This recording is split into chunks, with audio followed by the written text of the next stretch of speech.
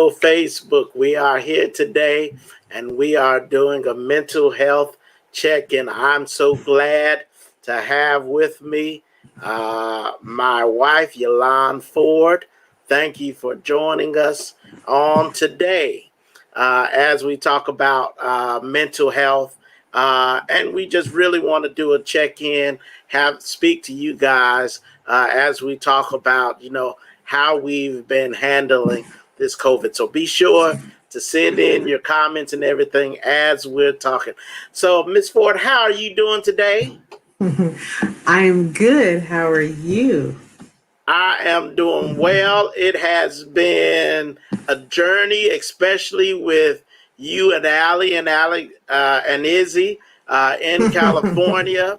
And Yes. I think really that I really started to experience the COVID, what COVID is all about, being stuck in the house. It's one thing when you have kids and you come home, there's always something new that you're getting into. However, when you're just at home by yourself, it's like these walls are closing in on me. I remember about the first week after you left, I had to go to the store. I don't go to Target.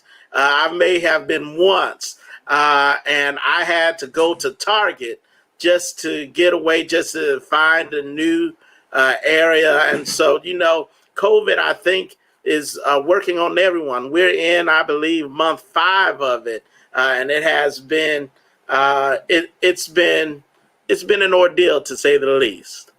Yeah, it truly has. And it's this is one of those things where, first of all, you understand now why I escaped to Target, just to get out of the house. But, being experiencing this, this is something that we've never experienced before. And, even when something like this happened, a century ago, life was not the same as it is right now. We are used to being on the go. We are used to being out with people, with friends. We are a social society. And we have now had to stay in the house. We have now had to intentionally limit being social. And so, it's been very difficult. And not only with the intentional social separation or social isolation, we have also been in we've had a lot of anxiety of what could be, you know, and with the physical illness, but also with things that are happening inside of our minds, our emotions. And then we have the anxiety with the political climate that's really unsteady right now throughout the entire world. And economically, we have that instability. So, and not to mention the racial unrest that has, just come to the surface. It's always been there, but now it's right there where it just cannot be ignored anymore. And so Mm. this is a very big time for us. It's a big time for us, but it's also a great opportunity for so many of us.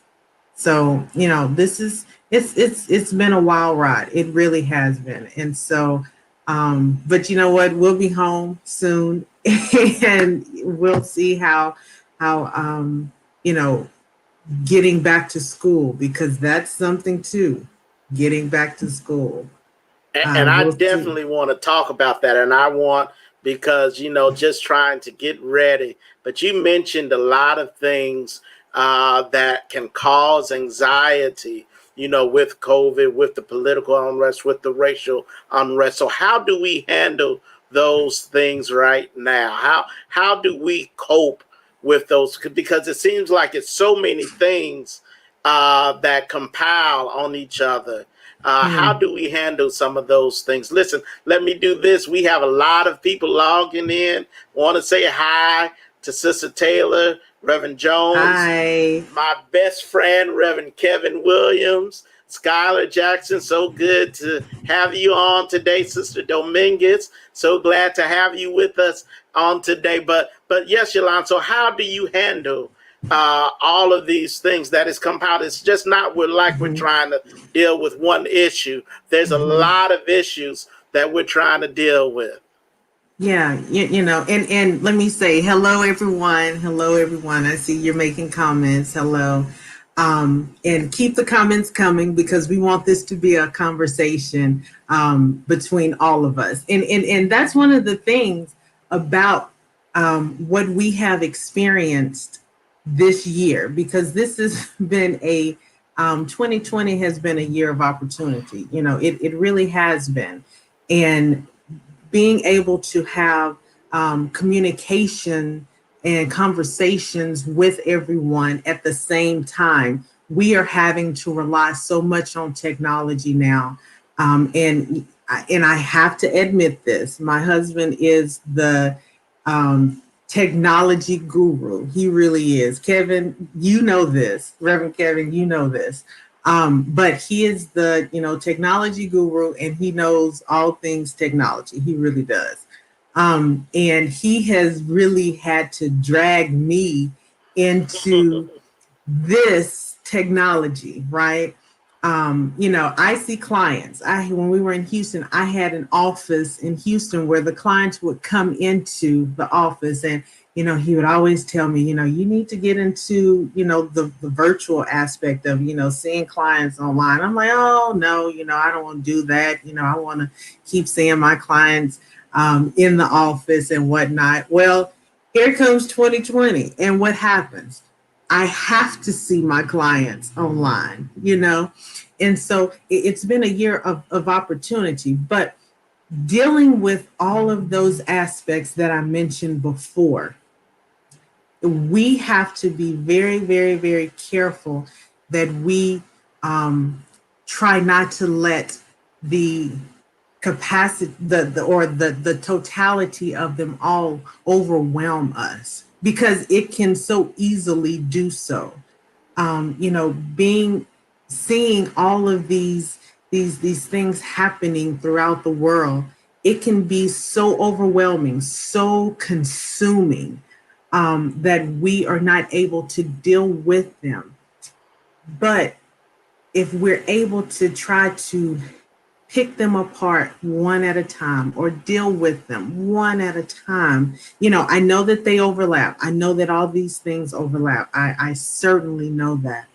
But if we're able to just kind of, take little bits and pieces of it at one time versus trying to swallow the whole cow, that we're able to just take bits and pieces of each of them at one time. Let me tell you, and I know that you mentioned this, and we talk about this constantly, putting Alexandria in school, okay? She's going to first grade this year, and I'm sure she's watching. Hi, Allie. Hi, Isabella, if you're not sleeping. But it's been a real tough decision on how we're going to let her attend school. And that can be very overwhelming. I have this conversation with people all the time, every day. What are we going to do about our kids? What are we going to do about our kids? We see what's going on. We see the return to school. We see, should they go every day? Should they go every other day? Should they do homeschooling? What is it that, what's the best decision for my child, and you try to think about it, and it becomes so much. It really becomes so much, because one, let's say you homeschool. Well, now you have to take what she was accustomed to at school, and now you've got to change some things around in your home to make sure that it's now conducive to being a school, a classroom for her, because things are not the same as it was when they got out in March. They're going to really be doing school, you know. So you need to have the area for her. You know, you need to have the desk. You need to have some things that are, you know, up to show her about her letters and her numbers and, you know, having, you know, quiet space and, you know, that kind of thing. So not being a teacher, I don't know about that kind of stuff. So yes, that could be very overwhelming, you know.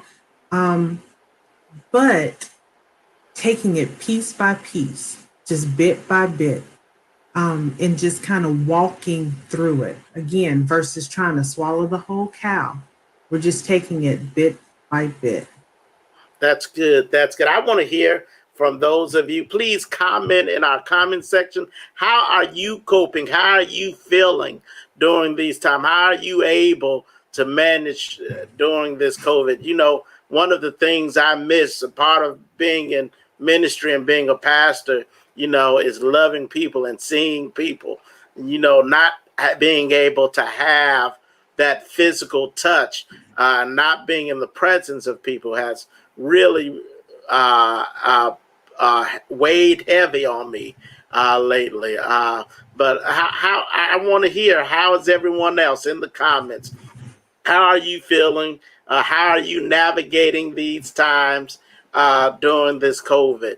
And while they're commenting, Ms. Ford, I want to ask you, in terms of when we talk about schooling and trying to get back to school, I know we have really, I think we may look at sometimes trying to overdo it because we really don't know what to expect. Trying to get back into school, trying to prepare Allie, because it's totally different to be in front of a computer every day for 6 hours a day or whatever it is. So how do we work with our kids to tell them to hey, this is different. I know it's not what you're used to. How do you have that talk with your kids?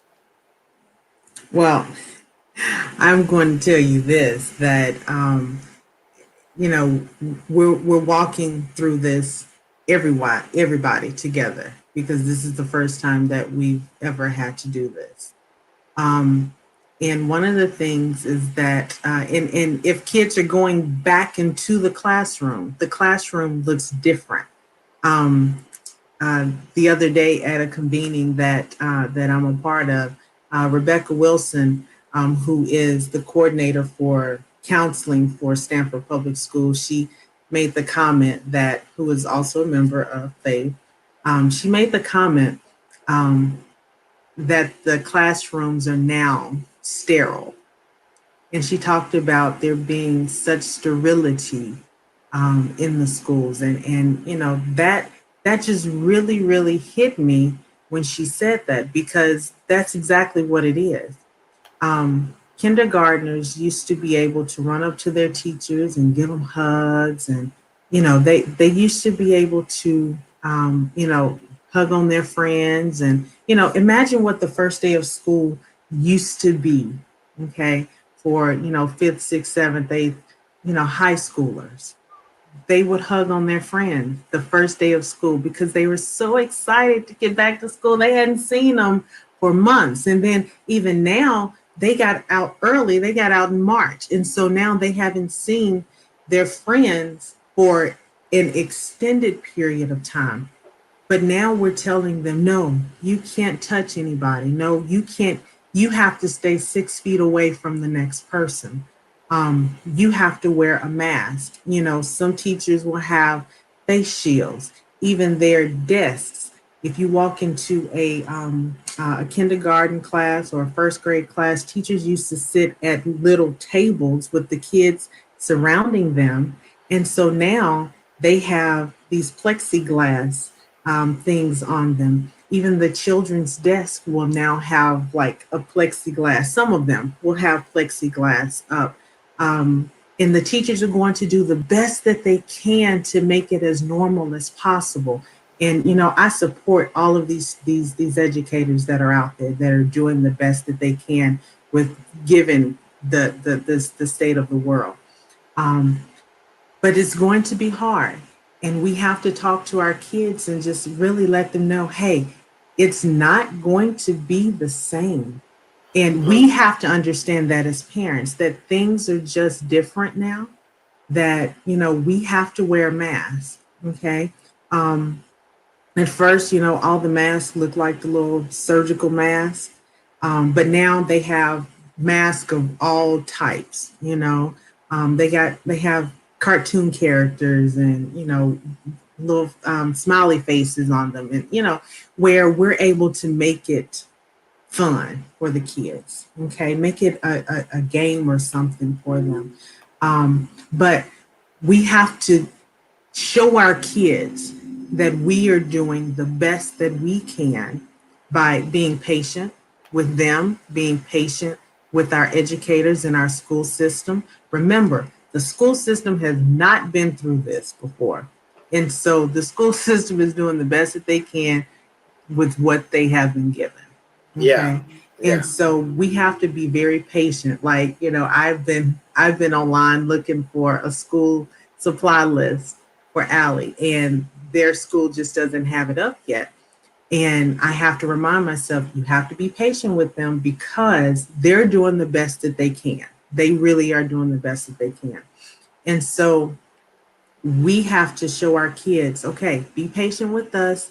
We're trying to do the best that we can with you and for you. But we also have to make sure that we have what those kids need. Okay. We have the supplies that they need. And if you don't have the resources to get supplies, I know that there are lots of places, especially in Stanford, that will, offer supplies for you, that will give supplies for you.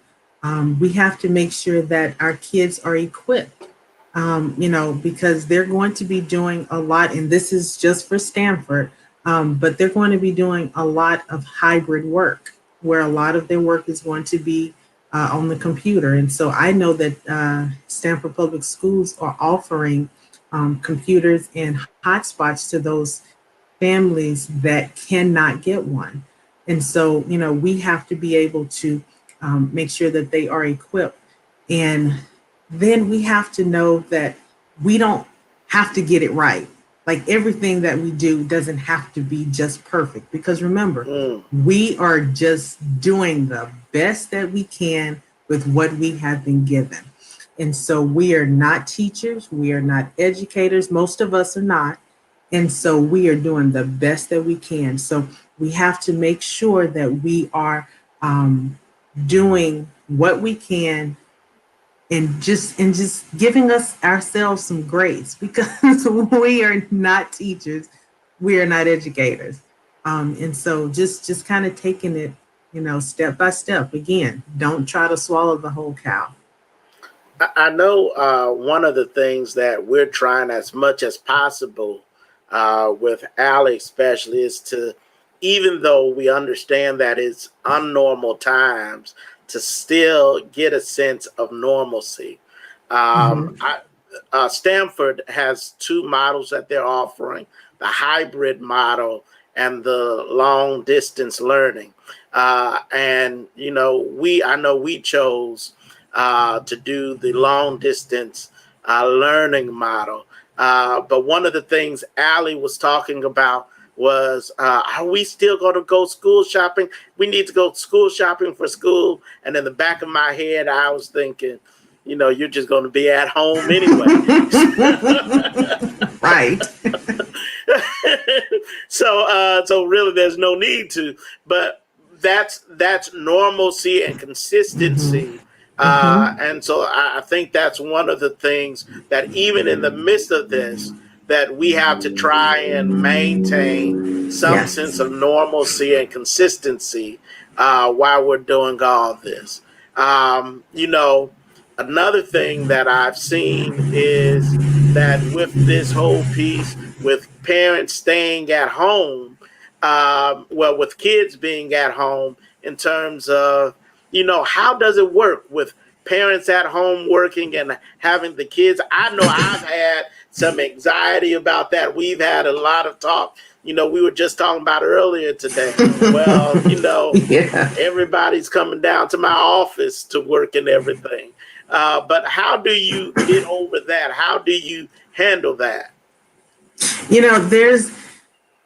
There's a lot there because there are a lot of parents um, who are working from home and trying to balance working from home and taking care of the kids as they're doing their work. But also, there are parents who have to go to work and, navigating through the days that they have to go to work and the kids are home and the days that they have to go to work and the kids are at school. It's very hard to find, and not hard to find, but there are a few families where some of the parents are at home and they can just they're normally stay at home parents, and so they can help the kids with navigating the school work and what have you, and so they're not having to worry about doing outside work. It's a difficult situation for everybody. It really is.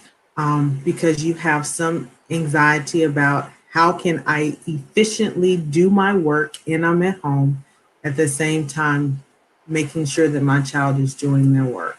Um, and that's hard because truthfully, I don't know how to do it.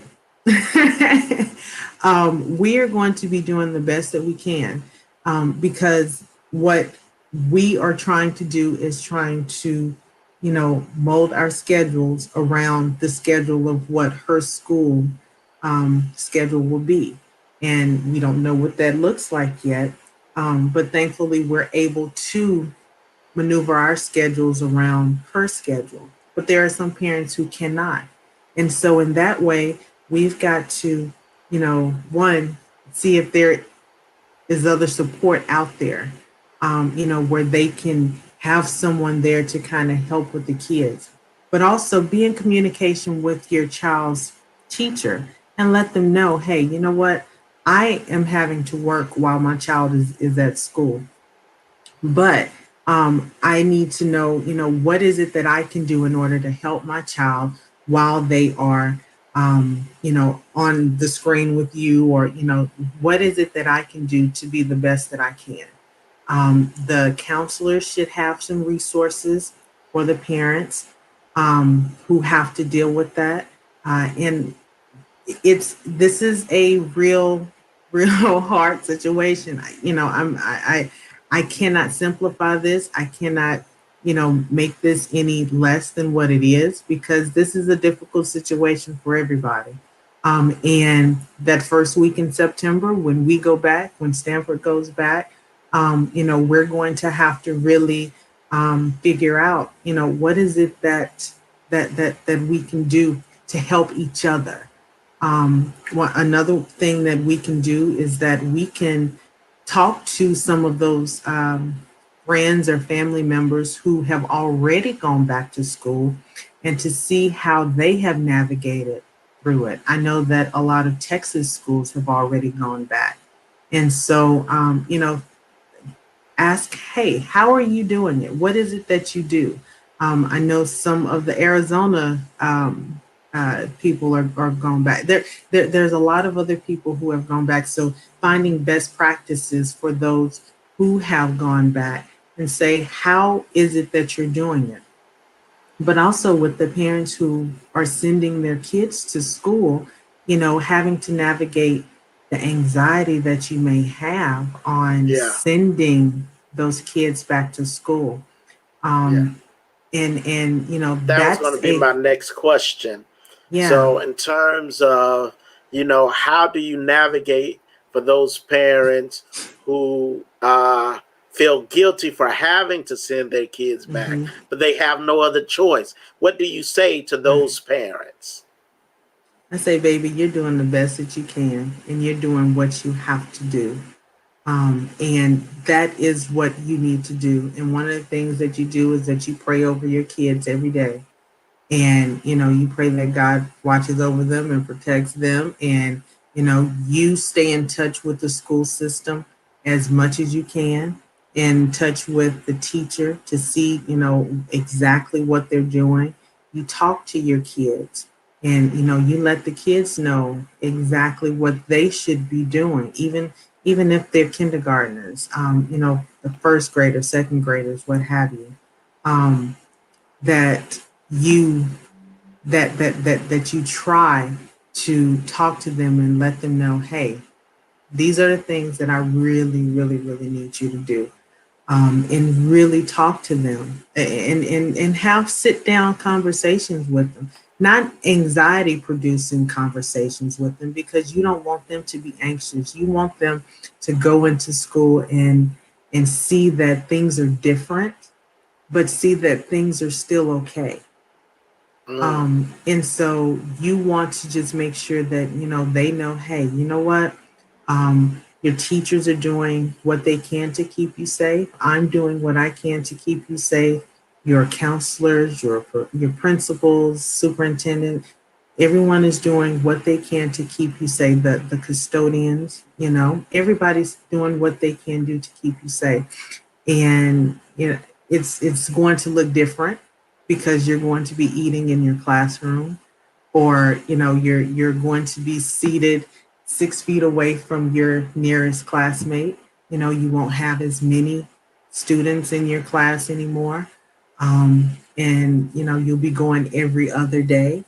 And so, things are going to be different. You're going to see a lot of masks at school. You're going to see, not as many posters on the boards anymore. You're going to see a lot of things are different. Okay. But you talk to them about that. And again, not an anxiety producing or inducing conversation, but you talk to them about what to expect, and then what your expectations of them are. mm, That I know that you want to hug your friend when you see them, or you want to, give them five or whatever, but see if you can, just kind of wave at them this time, and reassure them, give them some reassurance that, what, we're going to get through this, because the truth is that we're going to get through this, and prayerfully we're going to get through this stronger than ever.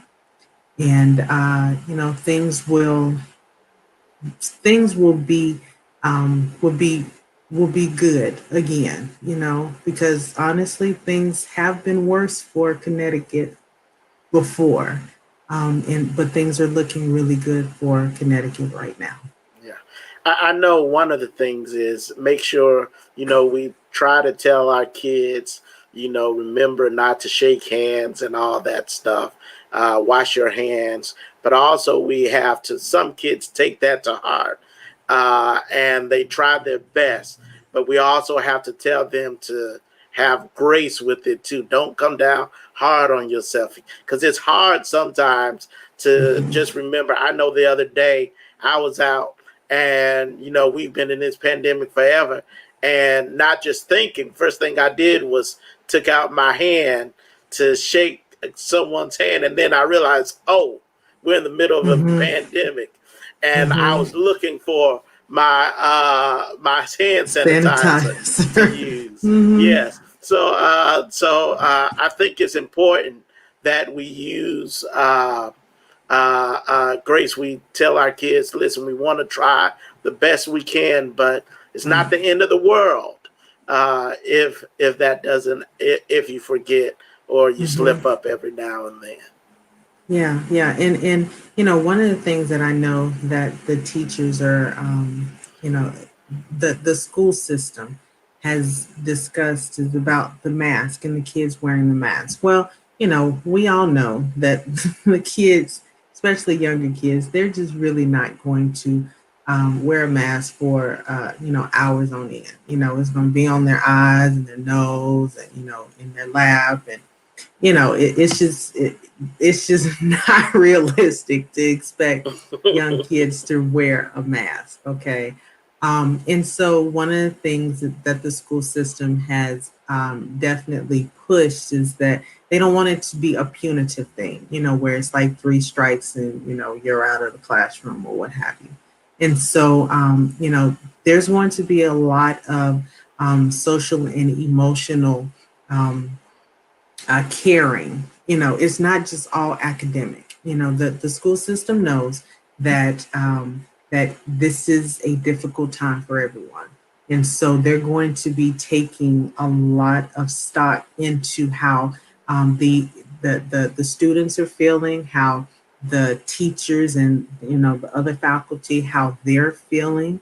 And that's what they're really, really working on as well. So it's not just about making that grade or trying to reach this benchmark academically, because right now we're needing a lot of emotional support. And so that's what a lot of the schools are doing right now. So forgetting to shake hands or forgetting to not shake hands, definitely extend some grace to yourself, because we don't want our kids to be so anxious about touching somebody or unintentionally touching somebody. Oh, I walked down the hall and I bumped somebody's shoulder, and we don't want that to happen at all to our kids, because we want our kids to still be social kids, but we also want them to take some precautions as well.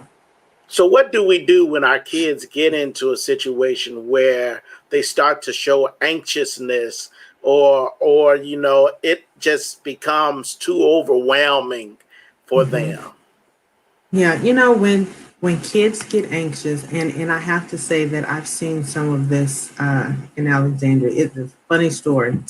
We were taking a walk one day, and and something fell from a tree, and it was like a little thing like this.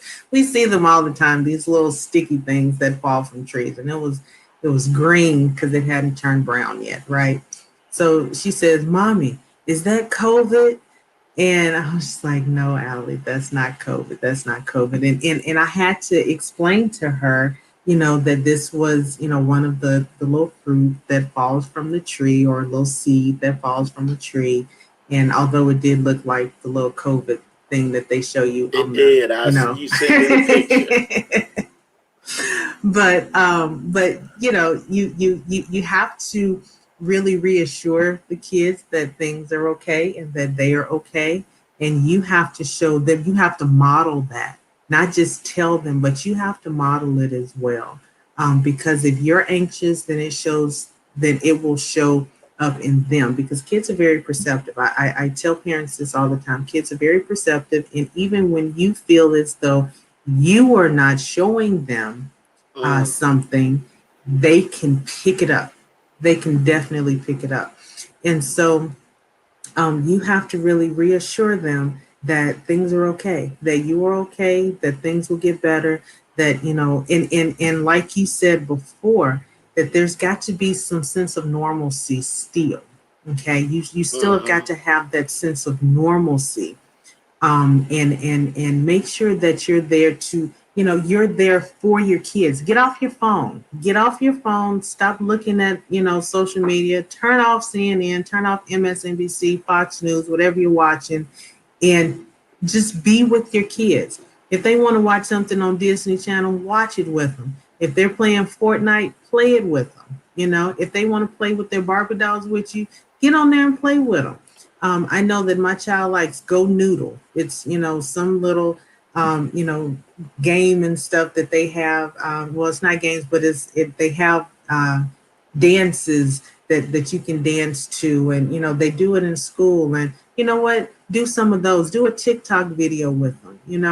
Do something with the kids to kind of build that relationship, and really solidify that relationship with them, because that's what we have to do. Use this time to really, really, really be there for your kids, because I guarantee you that when all of this is over with, your kids are going to remember how you use this time with them, what you Wow. did with Yeah. them Yeah. during this time. You know that you let them stay up late. You know that you let them sleep in. That you let them watch TV. You know, to 2 o'clock in the morning. You know, or that you let them play.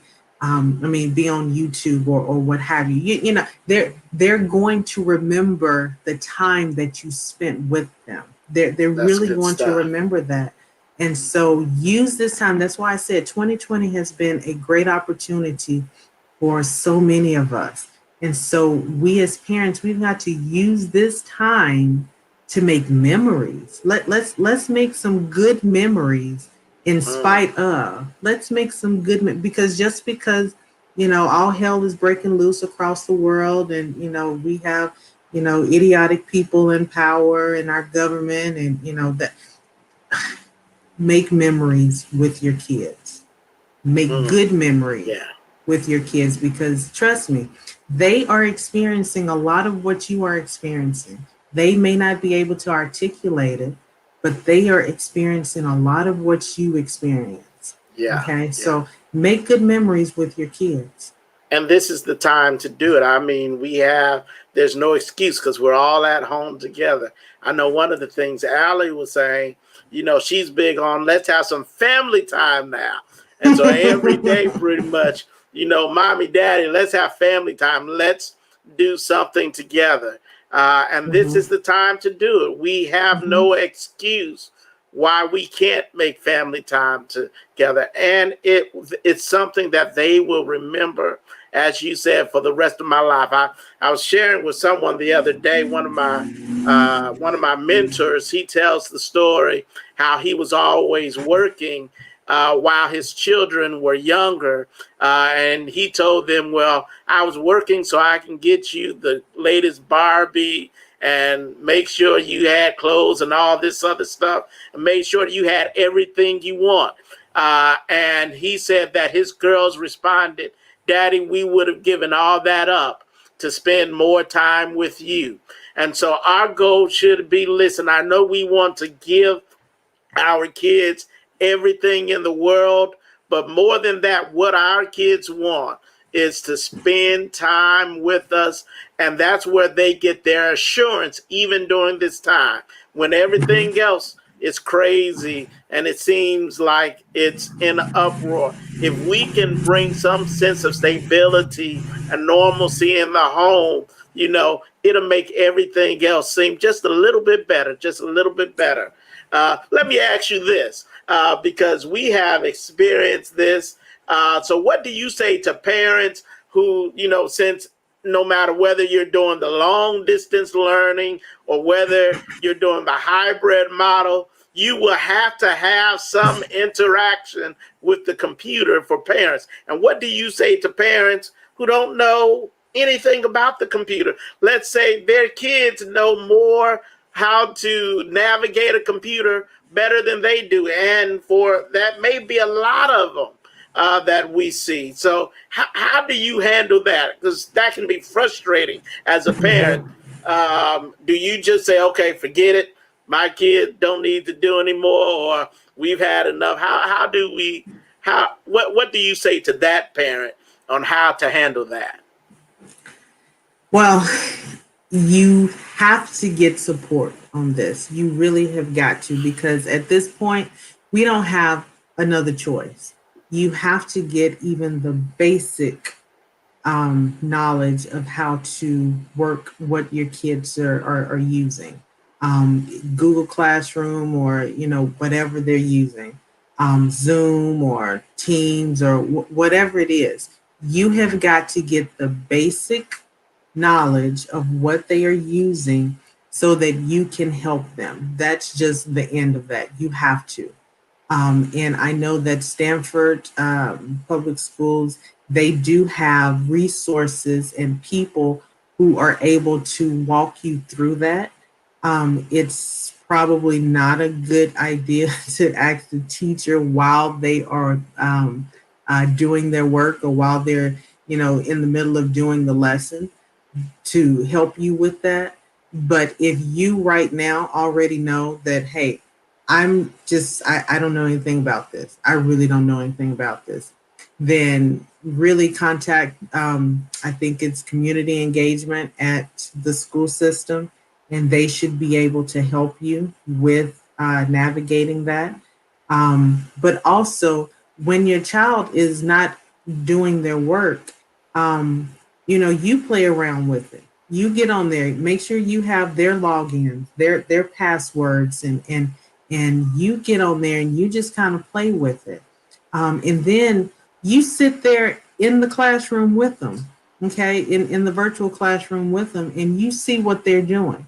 You can sit there just like during the school year, you have the right to go and sit in their classroom. You have the right to sit in their virtual classroom too. So see what they're doing, see what they are doing. And and you start learning. You get your notepad, write stuff down. Okay, I see they're doing this and doing this. You have to be interested in what they're doing, because remember, kids are kids, and if they can get over on you, they will. I had a teacher say to me the other day that they had some kids, they're using Microsoft Teams, and they had some kids who they would sit at the computer all day long, but they weren't doing any work. But as long as they logged in, they were counted as present, but they weren't doing any work. They were talking to their friends all day. And so you need to be, seeing what they're doing. Even if you are working and you come home, you really need to still check on their work and say, hey, let me see your work. Let me see what you've done. Because again, kids will be kids, and sometimes, they won't do what they're supposed to be doing. Yeah. I know growing up, my parents was very involved in my school and in my education. And somehow along the way over the years, we have moved away from that.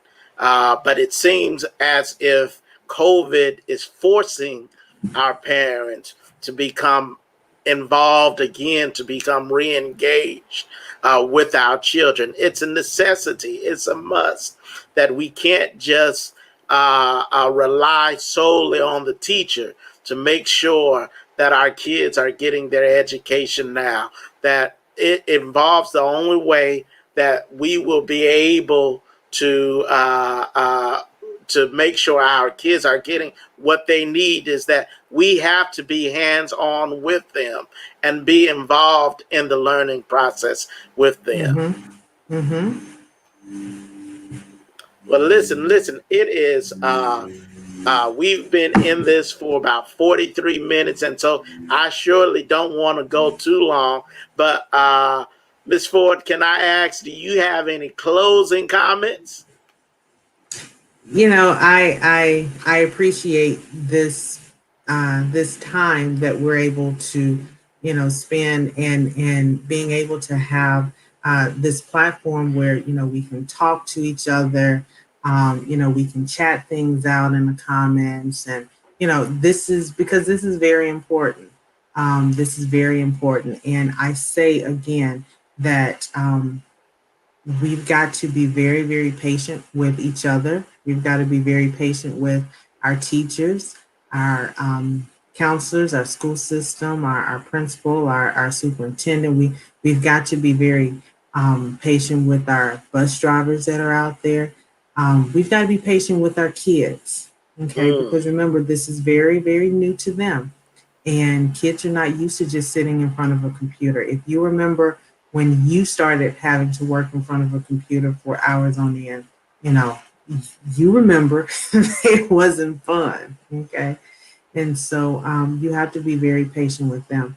And I would also encourage you to get screen protectors for whatever device that you are using that block out the blue light, because you don't want your kids to start having eye problems, or they're straining to see. And it's not that they're necessarily straining to see, but that blue light that's coming from the computer, that's unhealthy for their eyes. So you can get that very inexpensively from any online store or big box store.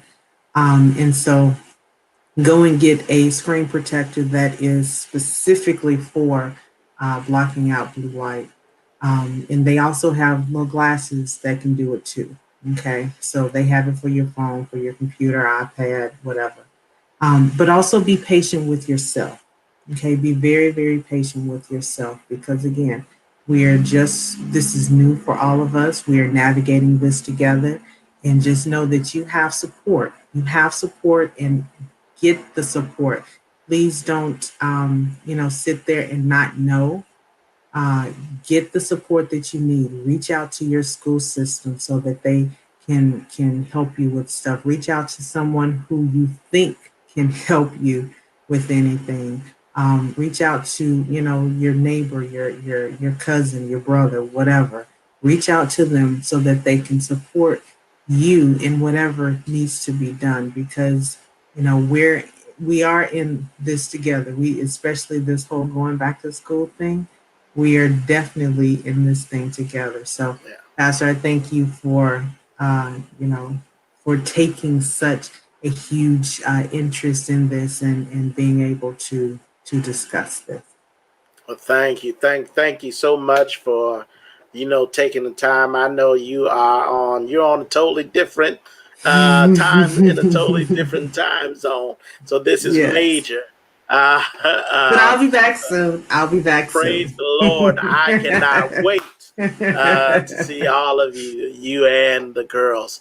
But let me just let our listeners know that in our next broadcast will be in 2 weeks, and we'll have Miss Courtney Craig, who will be joining us on that broadcast. And between her and my wife, they will be talking about some of the best practices for working at home. We've all been working at home for some time now, but we want to make sure we have some of those best practices for as we work at home.